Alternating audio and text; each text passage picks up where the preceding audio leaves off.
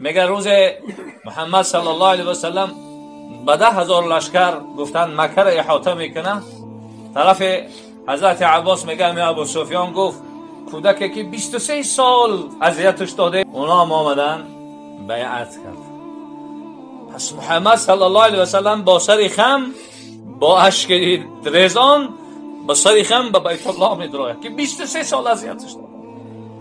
هنده که جگر امیر حمزه را مکیده بود میگه کسی در خانه این دست در امان. همون روز رسول الله را از مکه بیرون کردن، ابو سفیان با هند عجیب صحبت میکردن.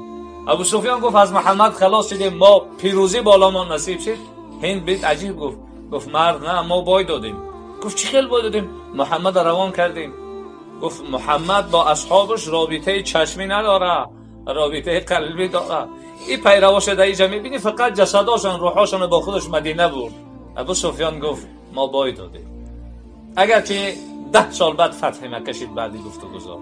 خدا کنه که امروز هم وقتی بلا را پروردگار بالا آورده است، مشکلات آورده است، ما هم با سر خم با دیده ریزان و گریان و برای دوستان و رفیقان امروز از این ویروس هممون میترسیم. تو ما را از گناهامون بپرسی، ما تو را از رحمتت میپرسی.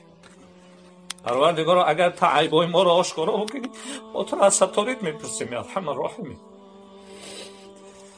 اگر بالای ما قهر و غضب بکنی خدای ما تو را از غفارت میپرسیم یا ارحم الراحمین.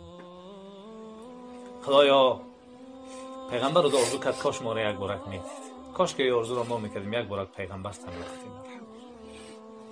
لیکن در این دنیا رفیق را نصیب نکردی، پیروی را نصیب. خدایا از نام همه این اکهام و برادرها به ارواح پاک حبیبت صلوات بیعدد کنید.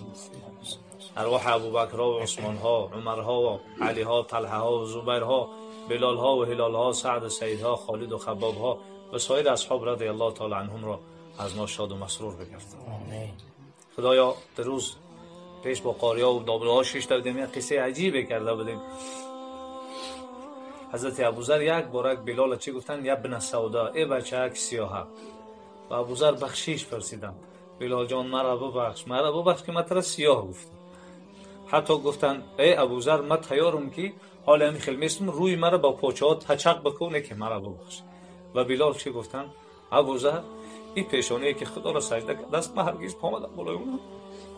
خدا همین توفیق ما را نصیب بکن که برادرها را یگام چی نگی. خدایا اگر بنده های تو نسبت ما چیزی میگه یا ما نسبت بنده ها دمی چیزی را میگیم، اگر ما همین خیلی باشیم خدا ما را ببخش اصلاح شیم. اگر بنده های تو در حق یکدیگر یگام چیز میگن، اگر ما همین خیلی نیستیم خدایا او بنده ها تام ببخش که تهمتچی نشوند، اونا هم اصلاح شوند.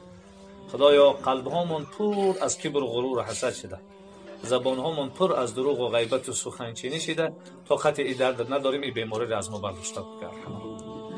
خدایا از ما پدر و مادر گذشته باشه رحمت و مغفرت.